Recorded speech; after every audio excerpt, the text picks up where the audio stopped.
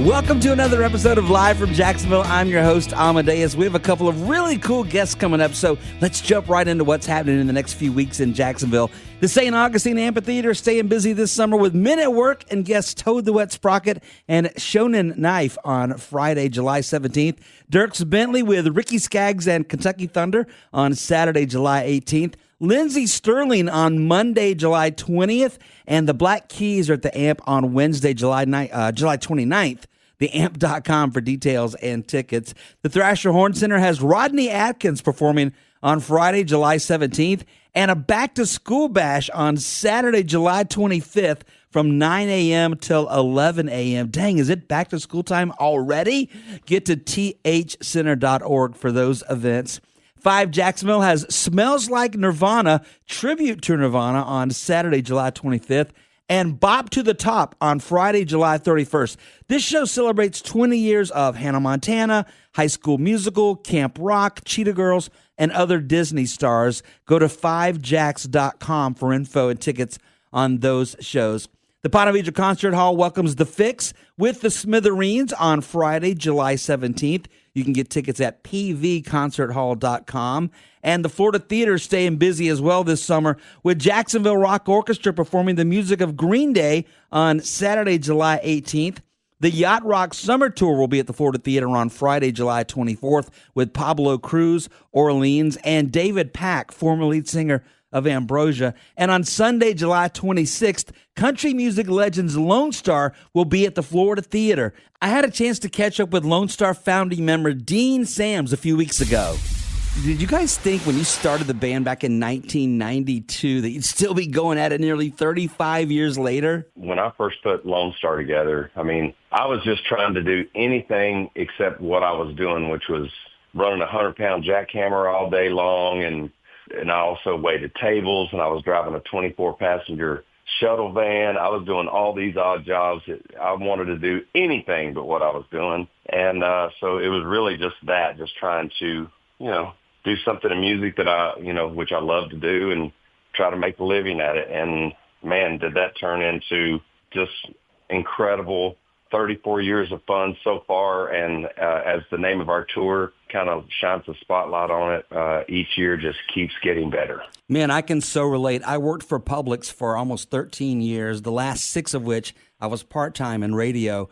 And when I got a chance to join the morning show, this was in 96, I did so, and it just keeps getting better. Yeah, that's the plan, right? You kind of muddle around until you figure out what you can do that you love and make a living at it. And we've all kind of, got a little lucky at it, I guess, somewhere along the way. Absolutely. And they say that if you love what you do, you never work a day in your life. And that's been my experience. I'm sure for you and Michael and Keach as well. Yeah. And me, Michael, Keach, and Drew, we're having the time of our lives for sure. Dean, most artists are lucky to have 1 or 2 number 1 hits in their careers. Lone Star's had 10, plus an additional dozen or other shows that charted. What's that like for you guys when you get to go on road and play these amazing songs? Well, I think the best part of it is, doing songs that, so many people either grew up to or were, our age at the time the songs were becoming hits.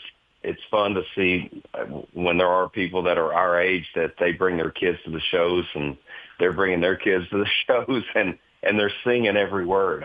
That tells us that we did something right, and it just makes this whole experience just so fun. Ahead of the interview, I was informed about the iconic Volume 1 CD, which I am embarrassed to say I didn't know about. But thank goodness, because I listened to it last couple of days, and I absolutely love that. I know it came out a few years ago, but can you talk about how that album came to be? The Iconic Volume 1 really started as we were at soundcheck one day, where we get in early to the shows, and we're testing all of our equipment, making sure everything's working like it's supposed to. And Drew was just checking his guitar and his mic, and he started singing Time After Time by Cyndi Lauper. And next thing you know, Michael chimes in, starts playing along, and then Keach starts playing on the drums. And, we just start building, blocking it. And by the end of the song, everybody's playing and singing harmony, and it was just very impromptu. And that sparked a conversation of, man, wouldn't that be cool if we had a whole record of just iconic songs and iconic artists like Cyndi Lauper and Time After Time. And so then we decided, how cool it would be to make a tribute record to iconic women in music. And it wouldn't matter the genre, just they had to be iconic female artists and they had to have iconic songs. And that's exactly what this record is, and have us put our own spin on it, and so the record still very much sounds like Lonestar, but just with these iconic women's songs. Yeah, that's what I loved about when I listened to it. Like Drew's cadence is a little different from the original versions, but you guys are covering Pink and Adele, and You Make Love and Fun by Fleetwood Mac. It was a great choice. I'm a kind of a much bigger fan of Christine McVie even than Stevie, although I love Stevie, but that is such a great song for you guys to cover. Yeah, that once again, it was a labor of love to get to sing these iconic songs and put our own spin on it without, totally, going away from the original. But it was a great challenge, but one that we accepted. I'm so proud I got to produce this record on us. It's actually the seventh album on Lonestar that seventh album in a row on Lonestar that I've got to produce, and I think the proof is in the end result. For the folks that haven't had a chance to hear it, go to wherever you like to download music or stream music. Just type in Lonestar Iconic Volume 1. It is pretty special, and we're hard at work in the studio on Iconic Volume 2 that I think people are going to just be blown away with. Well, you answered my next question, which was, will there be a volume 2? So I'm excited to hear that there's going to be. And speaking of albums you've produced, can we talk about the 2023 album 10 to 1? This is a brilliant idea to re-record your 10 number one hits. How did that project come about? Well, you know how most artists, when they have what they call a greatest hits record, really all the record labels do is take the original recordings from whatever album they were on. They're all on different albums, right? And then they just take those original recordings, put them in one package on a record, and call it a new record. But it's really not. It's just the same recordings pulled from different recordings and put on a record. And we always felt like that was kind of cheating the fans. And if you're going to put out something, really put out something that's new to them. And so 10 to 1 is just that. We've been super blessed in our career to have 10 number one songs.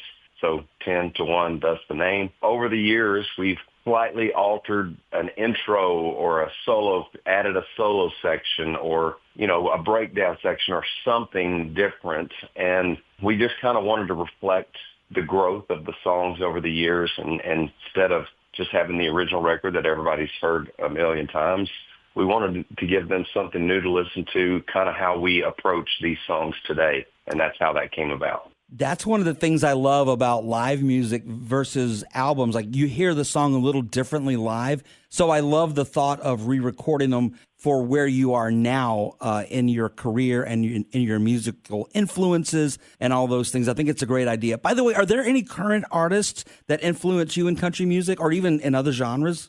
I'm a fan of so many artists, and people talk about how country music has dramatically changed, over the last several years. Well, so many interviewers ask the question, I guess, looking for, something negative to say about what's going on in music. And quite honestly, we were a big part of the change. When Amaze came out, everybody was, not everybody, but a good number of people, traditionalists, were saying that we were killing country music. There was even a song written about us called Murder on Music Row. And, but if you look over the history of country music, it has always been evolving. I mean, there was a time when even, Willie Nelson and Merle Haggard and Waylon Jennings, they were considered outlaws and changing, what are y'all doing to country music? You're ruining it. And now them and Johnny Cash, they are, the icons of country music. So it's always been evolving, and I'm not going to say it's better. I'm not going to say it's worse. I'm just going to say it's evolving, and I'm just proud of anybody that can have success at it. And for me, there's a lot of great music. Like from a band standpoint, I love Old Dominion. I think what they're doing is great. They're a great band. They're great songwriters and players. They put it all out there, on all the records, and I really love what they're doing. Dean, I agree with you 100%, and I love the way you vocalized what you were saying. I was in Top 40 Radio when Amazed came out. And I was so happy to be playing that. And now working in country, we have songs by Lady Antebellum and Morgan Wallen and Ella Langley that are being played on Top 40. And I'm happy because it brings more people into country that maybe hadn't thought about it before. So I love the way the genre evolves. It ebbs and flows and kind of goes with trends. And I'm a big fan of all genres, but I just really like where country is right now. I love Jelly Roll. I love Shabuzi. I just think, and like you said, Old Dominion, they're amazing. Yeah, there's just, there's room for everybody. And guess what? This whole free will, free choice. I mean, if you don't like what you're hearing on radio, change to another station. If you don't like what you're streaming as it's coming through your phone, change it. So, we have choices, and I think we need to be open to that musically, and everything that has to do with life. I mean, we have to be open to other things that are out there, and you get to decide if it's for you or not. But let's let people do what they do. I love common sense, according to Dean Sams. It's the lowest common denominator is me. So. There you go. Well, then I'm in the same boat with you. Dean Sams, Lonestar is coming to the Florida Theater on Sunday, July 26th. Tickets are available at floridatheater.com. I thank you so much for your time this morning. I know how busy you guys are and can be, so thank you for taking a few minutes to talk to us about the show and the music, and we look forward to seeing you here in Jacksonville. Yeah, and I want to tell your listeners, I mean, this show is the best one. I know it sounds like a sales pitch. It's the best show we've put out on the road. All 10 of our number ones. Some surprises that I'm not going to spill what they are, but musically that the crowd's going to love. We're going to take them on this musical journey all the way from 1995 when we had our first single out, Tequila Talkin', through modern day where we are today. And we're going to take you on a musical journey that you're going to walk out of there feeling really good and having a big smile on your face, because that's the experience that keeps getting better. Well, just between me and you, might we be hearing some Cyndi Lauper or Fleetwood Mac? I can't tell you. It's, but I can tell you that you will hear something off the iconic record. I can tell you that. Awesome. I cannot wait. Thanks again for your time this morning, man, and for teasing us for the show. You got it. We'll be seeing you soon. And finally, VyStar Veterans Memorial Arena is home to the Jacksonville Sharks indoor football team. I met one of the team's owner last year at a concert and formed a friendship with him and his wife, who invited me to a game. I became such a fan and had so much fun. And even though there are only 2 games left this season, I wanted them to share their story with you guys. Joining me right now are Kevin and Isabella Wesniak, and Isabella's daughter Ashley is here, and you are the majority owner of the Jacksonville Sharks. That's correct. Before we even talk about Sharks, I want to talk about your military history, because Jacksonville's such a military town, and when I first learned that you were in the Navy, I wanted to hear all about that. All right, so way back, set the way back machine, about 1980, I was on a ship called the USS Edward McDonnell, FF-1043, Warrior of the Sea. But we came out of the shipyards in Bath, Maine, changed home port to Mayport, Florida. That was my first ship. I was a young sailor. Got off the ship. I said, "It's March. It's not snowing. It's not cold." And after that, I would always tell my detailer, "I'll go anywhere south of I-10 and east of I-95." Oh my gosh, that's funny. Over 21 years, I wound up being on 3 ships in Mayport. I had shore duty at NAS Jax. I retired. I was the ground electronics officer at NAS Jax when I retired, and stayed in the area. I just fell in love with the area. So after I retired from the Navy, I worked for Otis Elevator Company for a while, and that had its ups and downs. Oh, my gosh. Is it going to be dad jokes all day? Well, at the end of the day, you get the shaft. So. Oh, no. I'm going to have to cut you off. But I worked for them for a while and thought about starting my own business, and I opened up a business called Press for Time. It was a franchise. Basically as a pickup and delivery service for dry cleaning, but we advertised mobile dry cleaning, shoe repair, and all that. Took off really well, did well for the first 10, 11 months, and then summer came, and I didn't realize in Jacksonville all these businesses go business casual, and nobody's dry cleaning polo shirts and chinos. And Press for Time is such a great name. Yeah, it was a great concept. A great concept. A lot of windshield time in the Jacksonville area just because we're such a spread out city here. But I was having fun doing it. I wound up selling the business, And I was going to stay retired. I've been retired from the Navy. I'm going to be retired now. I'm golfing every day, and I'm golfing with people that were older than my parents. I said, I just can't do this. And eventually I wound up working for the Army. I worked for the Army National Guard down in St. Augustine for about 8 years. Oh, wow. Okay. And that was fun. And that kind of leads into how I got involved with the Sharks. My dad had gotten sick, and he came to live with me. And he had dementia that was brought on by some kind of seizure. And he just, he couldn't remember what he had for breakfast yesterday. He couldn't remember dinner. He lived in the moment. He loved it. And he used to love going to ball games and theater and stuff. So I started taking him to the Sharks games. It was right when the Sharks started back in 2010, 2011. Okay. And we were going to a lot of the games, and I got to meet the original owners, were a couple of guys. One of them is still with us. Steve Curran is my partner. He runs the team for us.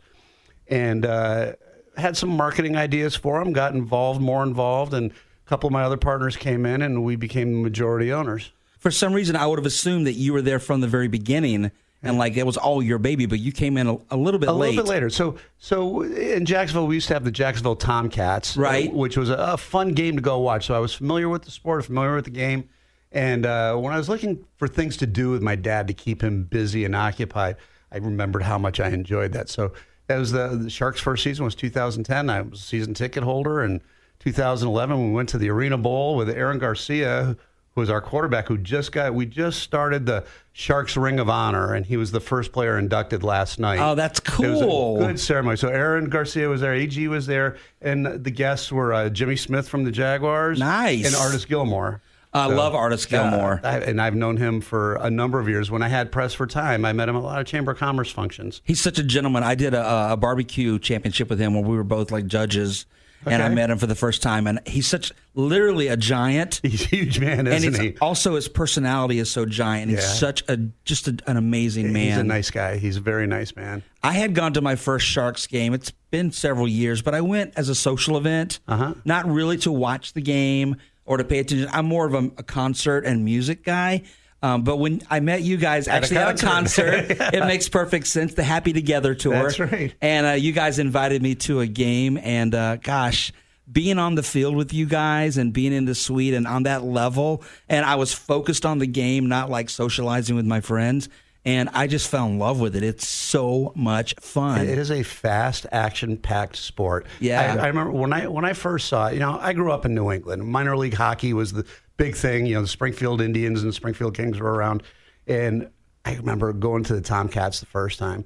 I called my dad. My dad was living in Sarasota. I said, Dad, you got to take Mom up to Tampa and see Tampa Bay play. What is this? It's arena football. What's that? I said, Dad, it's minor league hockey for rednecks. That's funny. It was such a great sport. So he enjoyed it. He loved it. And, he passed away about 10 years ago, and we still go. Isabella, and I got together and got married, and she's become one of my team sponsors too. Yeah, so let's talk about Isabella. Let's talk about your business. What's it called again? Ageless Home Care. And tell us about that. So, Ashley, why don't you come closer? You can tell everybody all about it. This is Isabella's daughter, Ashley. Tell us about the home care business. So we are family-owned, local and operated. We take care of seniors all over the Northeast Florida area. So we cover Clay County, Duval County, St. John's, and we just started Flagler County this year. Oh, wow. So you're really, really growing. Yeah, absolutely. So, and our mission is to kind of keep kind of like Kevin's dad, keep your loved ones at home, take care of them, be with them in their last moments, and do what we can to keep them around as long as possible. It's funny, in radio, it's such I don't want to say dying industry, but it really kind of is. And most of us that are in it are older. There's not a lot of young people in radio anymore. And most of us are at a point where our parents are getting to that stage. As a matter of fact, 2 people that work here have parents that are going through that right now. Mm-hmm. So more and more, I'm understanding the importance of what you guys do, Isabella and Ashley. It's an amazing. I feel like it takes an angel to take on that kind of task. It really does, because it's rewarding in one end just to kind of see that you can be with people and help them through their last stages of life. But at the end of the day, too, it's very sad to see what some families go through and how difficult it is, too, especially with dementia and Alzheimer's. It's very, very hard for families. It's a really rough time. So thank you guys for what y'all do. And I love seeing your banner up there at the games. Thank you. I have to mention one more thing, especially since Kevin was in the military before. We have a VA contract. So a lot of veterans don't know about this service, but it's actually free for them as long as they qualify for VA services. Wow, I'm so glad you mentioned that. We just did an event this past Friday at 5-Star Veterans Center, it's right up the road here, which is a VA service center, and I should hook you up with those guys. They probably would love to know that. So it's pretty good. It's a VA benefit. You know, I'm a 100% disabled veteran myself. I didn't even know about it. My dad was a veteran. I wish I had known about it when I was taking care of him, because if you're eligible for VA benefits, which pretty much anybody who's been in the military 90 days or more and has an honorable discharge, you're eligible for VA benefits. Wow. So what you have to do is register, but then you have to go through the VA healthcare system to get a prescription for the home health. It's easy to do. It's just time consuming, and it's the VA. You're dealing with paperwork. bureaucracy. Yeah. So, but any veteran is eligible for it. Any honorably discharged veteran, anybody who's eligible for veterans benefits. That is so cool to know. Thank you for sharing that. Yeah, and not only that, we also help people that are less fortunate. So we have contracts with Council on Aging and Aging True in Duval, Clay, and St. John's and the Flagler as well. That's amazing. And they're funded by Elder Source, which is a state organization. Okay. Speaking of veterans, I noticed, I think it was the last game I was at, you guys actually go into the crowd and give away free stuff to veterans, right? So my lovely wife loves making people happy. And one of our sponsors is Sonati's Bakery out at the beaches, and they provide us a box of cookies, and Isabella takes the extra cookies and goes up to the military section and hands them out to the family. So there's about 30 smiles every game. That's so cool. It's not just the military section. It's just somebody speaks to me for whatever reason. You know how when you go to a concert and they give you a rose, they choose you? Like, it makes you feel special for a second. So it gives me endorphins to see somebody smile, because they could be sad, they could be happy, they could be little, they could be disabled, they could be anything. And they smile and they go, wow, you chose me to give me this cookie for no reason except that they spoke to me. Those cookies are so amazing. Good. I grew up at Mayport, and so I was a Navy brat. Right. And so I've known Sonati's since the very, very beginning.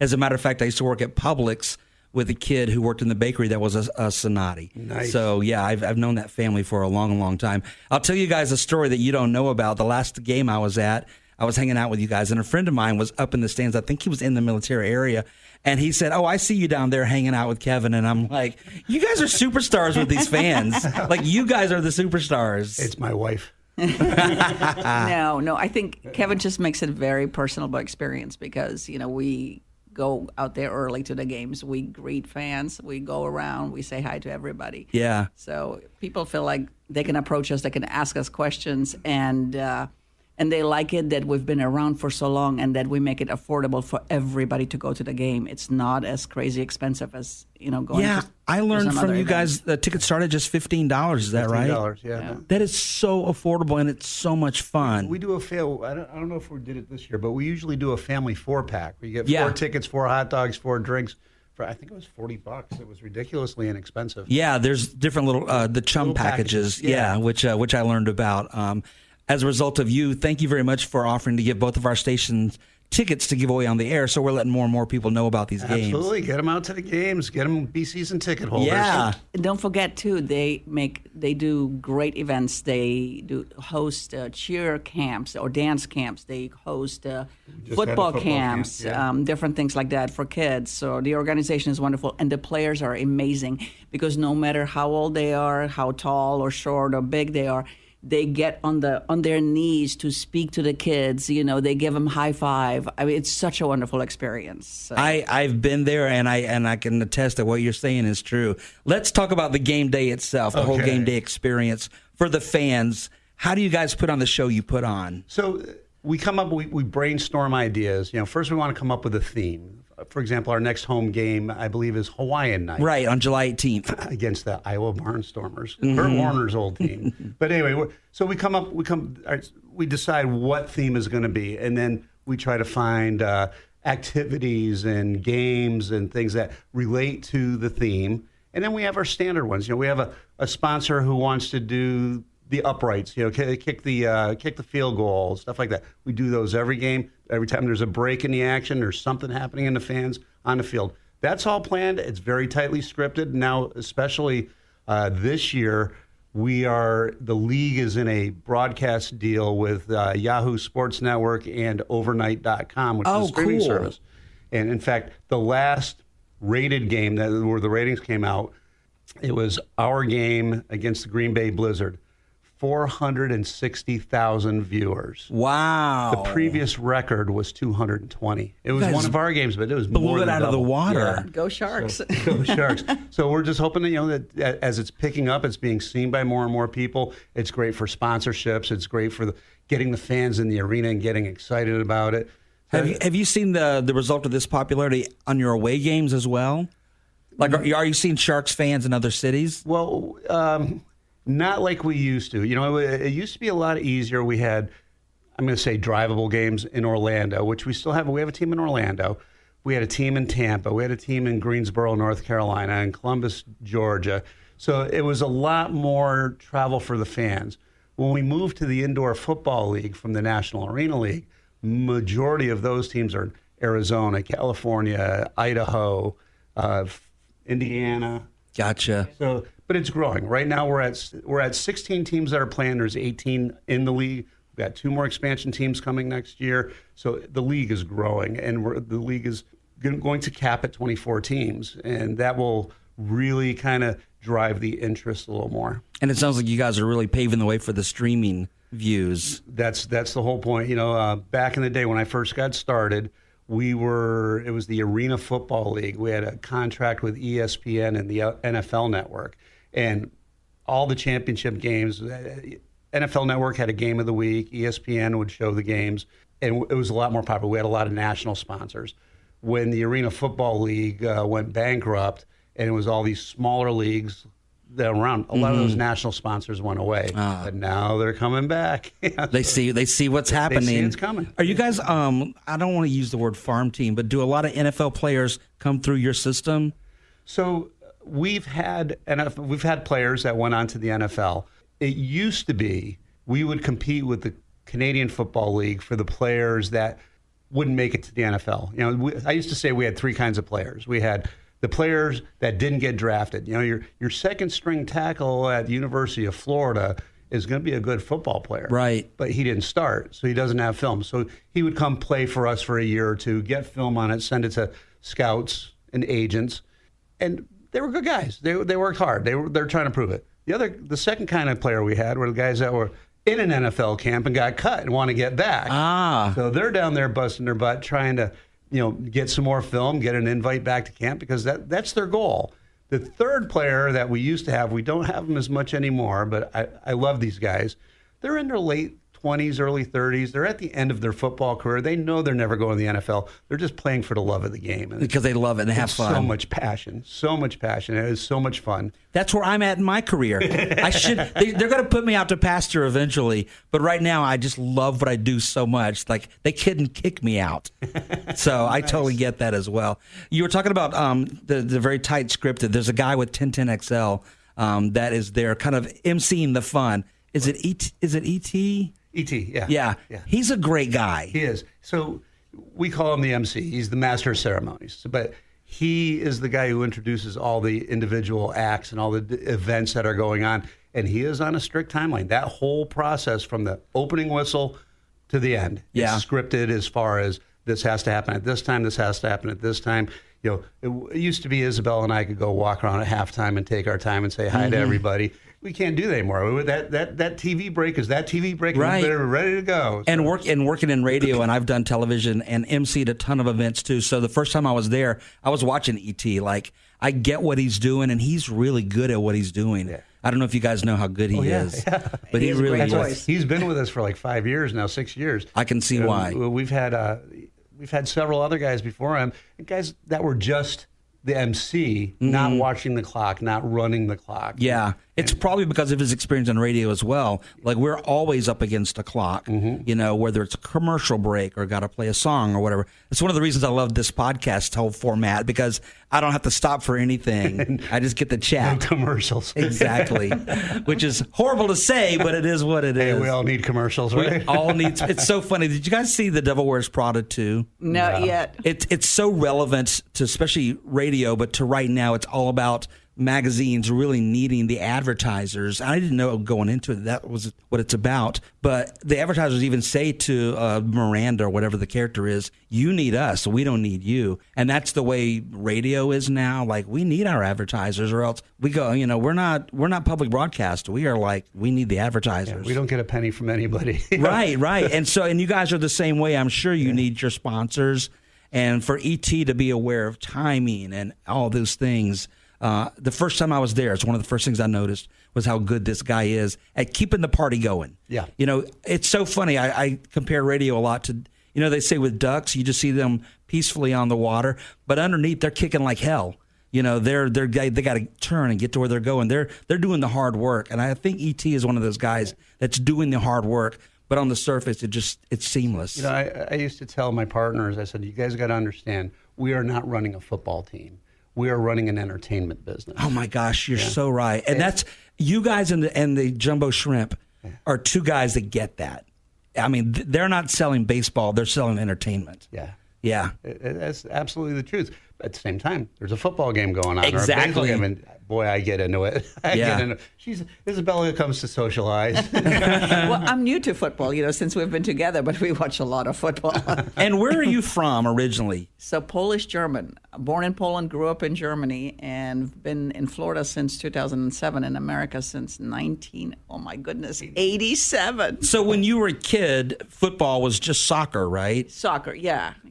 And how was embracing American football for you? The first time I came down to Jacksonville, somebody said that the Jaguars are here, and I'm going, did they move the car factory from England over here?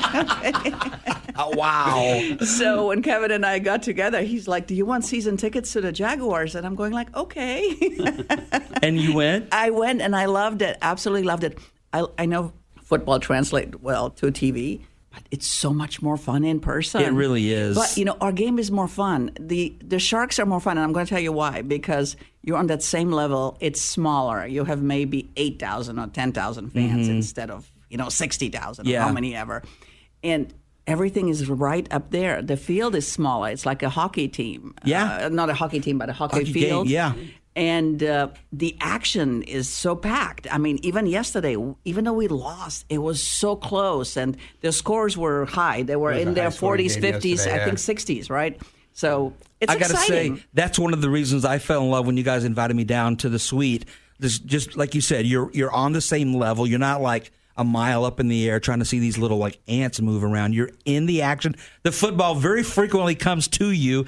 When we're hanging out with you guys, we have to like look up, because if we're having a drink, we don't want to get it knocked out of our hand by a football. We've had players come in the suite too. I've seen it before. And I think, like you said, it's a smaller crowd. It seems much more intimate. It's almost like going to a concert at a bar versus a stadium, because you just feel so much more connected to what's going on. Yeah, and one more thing I was going to mention, the suites are amazing because they hold about the smaller suites. There's bigger suites too, but the small ones, they hold about 20 people, maybe 24 people, depends on, who is where. The Reef suites hold 8 people, and the Cove suites hold 20 people. Okay. What about the ones upstairs? Those are the arena suites. Those hold a lot of people. But they're fun. So if people have businesses in Jacksonville, whether small or large, it is such a different venue to come out there and experience it. Because even people like me had no clue about football. I absolutely love it. I can't wait till we see the Sharks again, till we see the Buccaneers again and the Jaguars. Yeah. So, I just thought about this for the first time. Are those suites available for businesses to rent on a game-per-game basis? If there are empty suites, which there's the smaller suites. There's some empty suites. Usually every game, they can rent them for the game. Okay. Some people like ours, it's purchased. Right. Or an annual thing. So basically, they are like a season pass holder for a suite. We'll have a sponsor, and we'll make it part of a sponsorship package. Okay. You get a field suite for 8 games. The playoff games obviously aren't included in that, but then the suites on the field, they have food and beverage through the game, and it's all included, and it's right there. I mean, you're right there in the action. And lesson learned the hard way: pay attention to where the player is, not where the ball is. Oh, that's true. That's true. I got clobbered in my suite one time. I hadn't been hit like that since I played hockey when I was a kid. That's funny. Oh, yeah, you got to be careful. It was painful. Is there anything that we didn't cover that you guys want to talk about? I will say the Sharks is fun for all ages because my 1-year-old son has an absolute blast. Oh, yeah. Watching the game. I think that when I first started going to the games, how old was your son? That was like a year ago. I guess he was. Yeah, he He was a was like newborn. 3-4 months last Yeah. year, but this year he's 16 months now and he's loving it. Wearing his protective ear gear, which was I was like, hey, that's a good parent When he right was there. a baby, but not now. He was just standing up next to me. He was standing on my lap with a couple of the girls were standing next to him. Yeah. And he's flirting with them and he's banging on the boards. He's 1-year-old. He's 16 months old. He's banging on the boards. And It is having a cool good too, time. Isabella. You were mentioning how like the players are very involved with the kids, and one of the things that I love too, after the game, people can come down on the field and just kind of like run around and meet players and stuff, and that's a very cool experience as well. It is, and not just the players, but we also have dancers. I call them cheerleaders, but I think they're called dancers. But they're beautiful, they're young, they're talented, they have rhythm. So if there's another lifetime, I'd like rhythm next one. I'm sure you have plenty of rhythm. But it is fun, you know. You get to go down to the field and meet people. They can sign your autographs. So it's a really cool. It's very cool. JacksSharks.com is the website. As we mentioned, tickets start at just $15. There's all kinds of great family packages starting, I think, at 4 people. And if there's more than 4 in your family, you can up it a little bit. It's a very economical and fun evening. It's a great time. Absolutely. Thank you both for coming in. Thank all 3 of you for coming in. I appreciate you guys. I know you have a busy schedule, and sometimes it's hard to get to the studio versus a quick phone call. But I just really appreciate having you guys here. Hey, we love being here. Thank you very much, and go Sharks. And wait, Aegis Home Care too. Go Aegis Home Care if you need any If you need in-home help care for in-home needs. care, go under Aegis Home Care, NEFL.com. Perfect. That wraps up this episode. I'll be back in a few weeks to let you know what's happening live from Jacksonville.